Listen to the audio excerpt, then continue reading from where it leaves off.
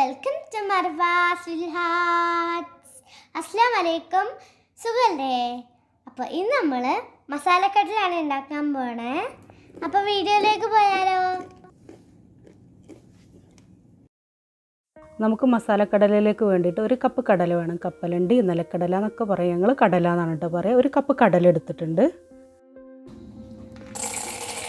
ഒരു cup കടലയിലേക്ക് 2 table spoon Kashmiri മുളക് പൊടിയും 1/4 ടീസ്പൂൺ കായപ്പൊടിയും പിന്നെ വലിയ ജീരകം പൊടിച്ചിട്ട് ഒരു 1/2 ടീസ്പൂണും ആവശ്യത്തിന് ഉപ്പും കറിവേപ്പില ചെറുതായിട്ട് അരിഞ്ഞിട്ട് ചേർത്തിട്ട് നമുക്ക് നന്നായിട്ട് ഇതിനെ കുഴച്ചെടുക്കാം.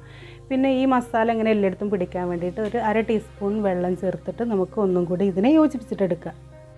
പിന്നെ നമുക്ക് ഇതിലേക്ക് വേണ്ട മസാല എന്ന് പറയുന്നത് 1 ടേബിൾ സ്പൂൺ അരിപ്പൊടിയും 1 ടേബിൾ സ്പൂൺ കടലമാവുമാണ്. ഇതും കൂടിയും ചേർത്തിട്ട് നമുക്ക് ഇതിനെ നന്നായിട്ട് മിക്സ് ചെയ്തിട്ടെടുക്കാം. പിന്നെ നമ്മൾ മുളക് പൊടി ചേർക്കുകയാണെങ്കിൽ സാധാ മുളക് പൊടിയാണെങ്കിൽ 1.5 ടേബിൾ സ്പൂൺ മതി ഇട്ടാൽ ഒരു കൂടണ്ട. കാശ്മീരി മുളക് പൊടിയാണെങ്കിൽ 2 ടേബിൾ സ്പൂൺ ഇടുക. കളറ് കിട്ടാനും ഒന്നും കൂടി നല്ലത് കാശ്മീരി മുളക് പൊടിയാണ്. അരിപ്പൊടിയും കടലമാവ് ഇട്ടതിന് ശേഷം ഈ മസാലയൊക്കെ എല്ലായിടത്തും പിടിക്കാൻ വേണ്ടിയിട്ട് 1 ടേബിൾ സ്പൂണും കൂടി സാധാ വെള്ളം ചേർത്തിട്ട് നന്നായിട്ട് ഇതിനെ യോജിപ്പിച്ചിട്ടെടുക്കുക. ഇത് നന്നായിട്ട് യോജിപ്പിച്ചതിന് ശേഷം നമുക്ക് ഒരു 10 മിനിറ്റ് ഈ മസാല എല്ലായിടത്തും പിടിക്കാൻ വേണ്ടിയിട്ട് നമുക്ക് ഇതിനെ റെസ്റ്റ് ചെയ്യാൻ വെക്കാം. മസാലയൊക്കെ പിടിച്ചതിന് ശേഷം നമുക്കിതിനെ ഫ്രൈ ചെയ്തിട്ടെടുക്കാം. പ്രത്യേകം ശ്രദ്ധിക്കുക, ഓയിൽ നന്നായിട്ട് ചൂടായതിൻ്റെ ശേഷം മാത്രം കടല ഇട്ട് കൊടുക്കുക കേട്ടോ. പിന്നെ ഒരു കാര്യം കൂടി, നമ്മൾ കടല ഇടുമ്പോൾ ഒന്നായിട്ട് കടല അതിലേക്ക് ഇട്ട് കൊടുക്കരുത്. ഓരോ കടലമണി ഇങ്ങനെ സെപ്പറേറ്റ് വരുന്ന രീതിയിൽ കടല ഓരോന്നായിട്ട് ഇങ്ങനെ കൈകൊണ്ട് ഇട്ട് കൊടുക്കുക. പിന്നെ കൈ ഹൈറ്റിൽ വെച്ചിട്ട് ഇടരുത്, കയ്യിൽ എണ്ണ തെറിക്കാനും സാധ്യത ഉണ്ട്. ഇനി നമുക്ക് എല്ലാ കടലകളും അതിലേക്ക് ഇട്ടിട്ട് ഇതിനെ ഫ്രൈ ചെയ്തിട്ടെടുക്കാം.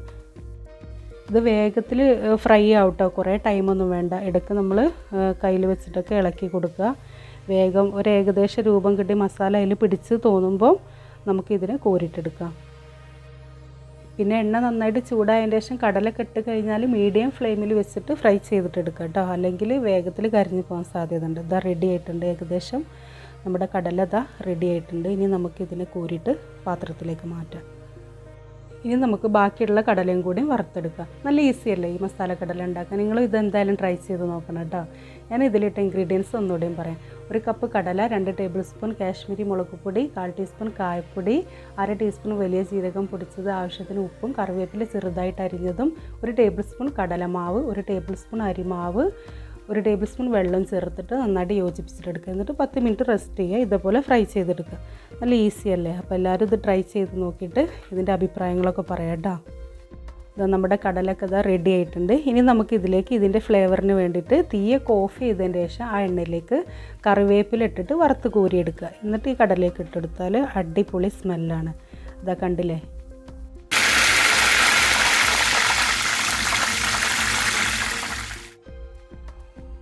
മാഷാ അല്ലാഹ്, ഇതാ കണ്ടില്ലേ? നമ്മുടെ മസാല കടല റെഡിയായി.